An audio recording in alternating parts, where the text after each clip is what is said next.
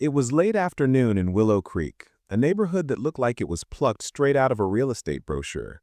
Wide sidewalks, freshly painted fences, and lawns so perfectly green they could be mistaken for artificial turf.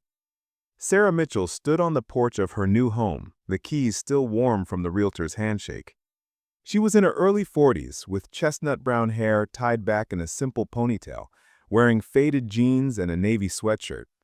The sweatshirt wasn't just any sweatshirt. It was her late husband's, a reminder of his years in the Marine Corps before he passed away 2 years ago. Moving to Willow Creek was supposed to be a fresh start, a place to heal, a place where her 12-year-old son Ethan could ride his bike without worrying about traffic or noise. As she unpacked boxes that evening, she noticed a thick white envelope on her welcome mat. Homeowners Association Welcome Packet was printed in bold across the front. Inside was a smiling letter, a booklet of rules, and a reminder that community standards were to be maintained at all times. Sarah barely glanced at it. "Rules are rules," she murmured. "How bad can they be?" 2 weeks later, Sarah decided to honor her husband in her own small way. She placed a bronze memorial plaque in the flower bed near her porch, with his name, rank, and the words, "Forever in our hearts." It was discreet, beautiful, and deeply personal. 3 days later, a bright yellow paper appeared on her door. Homeowners Association Violation Notice. Reason: unauthorized yard ornamentation. Remove item within 48 hours to avoid daily fines. Sarah read it twice. Her stomach twisted. It was just a small plaque, not an inflatable Santa Claus or a neon sign. She took a deep breath, telling herself it must be a misunderstanding. She walked to the HOA office, a small, overly air-conditioned building near the gated entrance. Behind the desk sat Linda Pearson, the HOA president, a woman in her late 50s, platinum blonde hair sprayed stiff, pearl necklace resting perfectly above a floral blouse. Her smile was thin and cold. "Yes?" Linda asked without looking down from her clipboard. "I'm Sarah Mitchell. I just moved into 24 Willow Lane. I think there's been a mistake about this violation notice." "No mistake," she cut in sharply. "All yard displays require prior approval, memorial plaques included." Sarah frowned. "It's from my husband. He served in the Marines. It's not flashy, it's not—" "Rules are rules," Linda said, her voice dripping with finality. "If I let you keep yours, then everyone will want to put things out. Flamingos, wind chimes, gnomes, chaos." Sarah bit her tongue. It wasn't worth escalating, yet. Ethan, always eager to help, decided to hang a small wooden welcome sign he'd painted himself on their front door. It had their last name on it in bright colors. The next morning, another yellow notice was taped to their door. Violation: unauthorized door decoration. Fine, $25. Sarah was starting to see a pattern. She called Linda, trying to keep her voice steady. "It's just a welcome sign my son made. It violates the aesthetic code. Only wreaths during approved holiday periods are permitted. Please read your booklet." Sarah hung up, staring at the phone. Her grief was slowly morphing into anger. The boiling point came during the next HOA meeting. Sarah, determined to speak up, attended for the first time. Folding chairs filled the community room, residents chatting quietly. At the front, Linda sat flanked by two board members. When the floor opened for comments, Sarah raised her hand. "I'd like to talk about the enforcement of rules. Some of these seem—" Linda slammed her palm on the table, cutting her off. She stood, pointing her finger directly at Sarah. "You are disrupting our community with your constant disregard for the rules.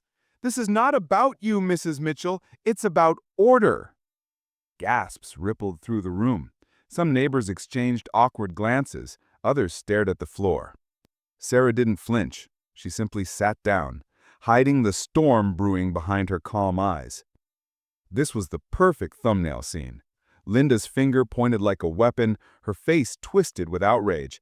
Sarah calm, but defiant. A week later, Ethan left his bike leaning against their garage overnight. The next morning, yet another violation notice arrived. Violation: outdoor storage of recreational equipment. Fine, $50. Sarah marched to the HOA office. A bike? Really? Bikes must be stored out of sight at all times. We're maintaining property values, Sarah said smugly. I understand property values. What I don't understand is why you seem to be watching my house like a hawk. Her smile never wavered. We watch all houses equally. Sarah walked away, but she knew that was a lie. One Saturday, Sarah planted a small vegetable patch in the backyard. Tomatoes, basil, and cucumbers. It was her therapy. But a neighbor warned her. Linda doesn't like vegetable gardens. She says they attract pests. Sure enough, a week later, violation: unauthorized landscaping. Fine, $75.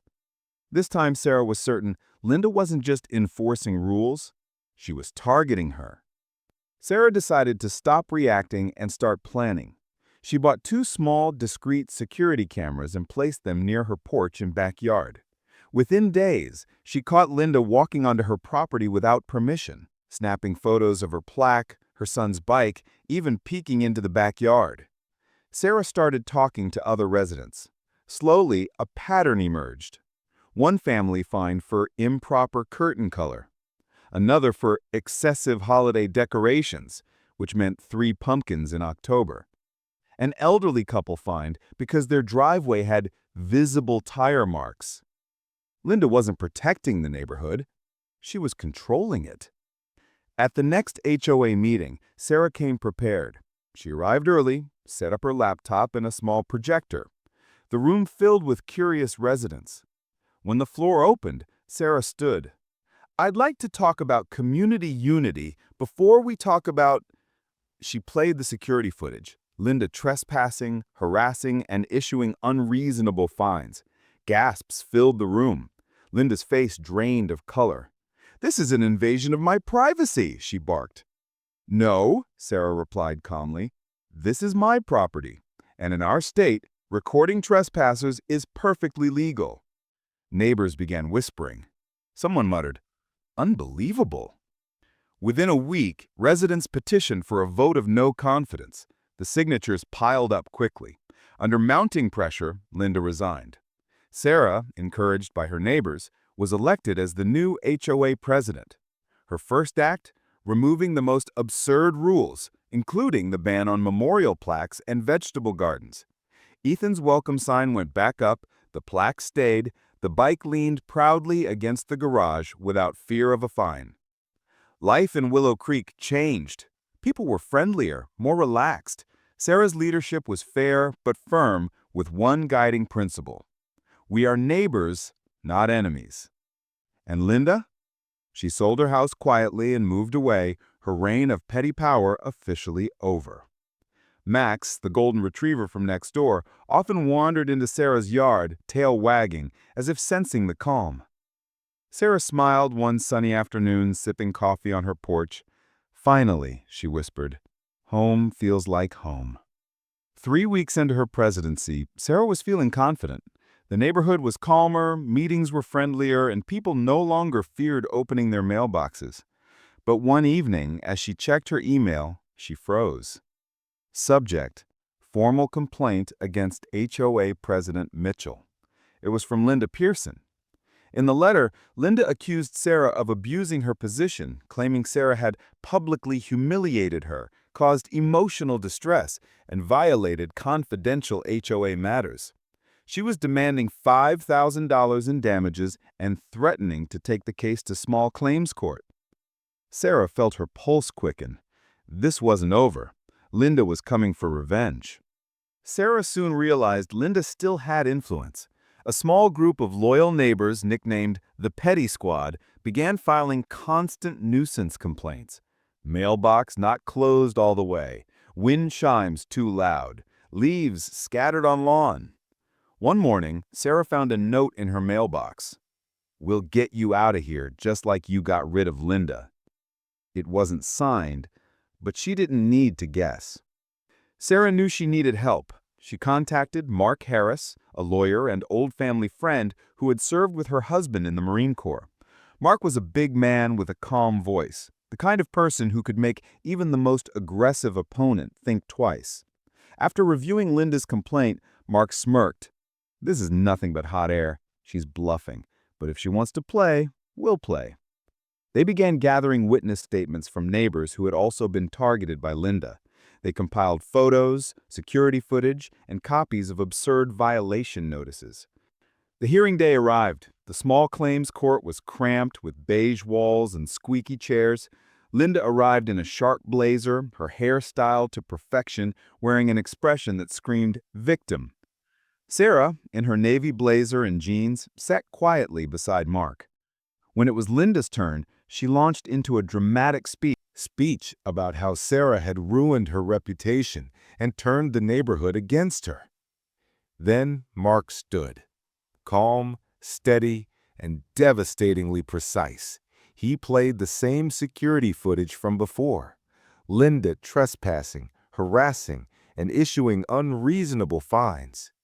He handed the judge a stack of statements from at least 10 residents detailing her behavior. Linda's smile faltered. By the time Mark was done, the judge's expression was ice cold. The judge ruled in Sarah's favor, dismissing Linda's complaint entirely. But that wasn't all. The judge also issued a formal warning to Linda for harassment and trespassing. Sarah walked out of the courtroom feeling lighter than she had in months. Linda, red-faced and shaking, stormed past without a word. A week later, Sarah was watering her flowers when she saw a moving truck in front of Linda's house. Linda emerged, carrying a box, and for the first time, she didn't look like the unshakable queen bee of Willow Creek. She looked defeated. Their eyes met. Sarah didn't gloat. She simply said, "Good luck, Linda." Linda hesitated, opened her mouth as if to speak, then just turned away. Under Sarah's leadership, Willow Creek thrived. Rules were enforced fairly. People decorated their homes without fear, and neighborhood events became lively again. Ethan's vegetable garden grew so well that neighbors began sharing recipes using his tomatoes. The memorial plaque for Sarah's husband became a quiet, respected part of the community. One sunny afternoon, Sarah hosted a small neighborhood barbecue in her backyard. Laughter and the smell of grilled food filled the air. She looked around and realized, for the first time since moving here, she truly belonged. In the end, Sarah learned that sometimes standing your ground isn't about shouting the loudest. It's about being prepared, being patient, and letting the truth speak louder than the lies. And for Willow Creek, the days of petty power trips were over.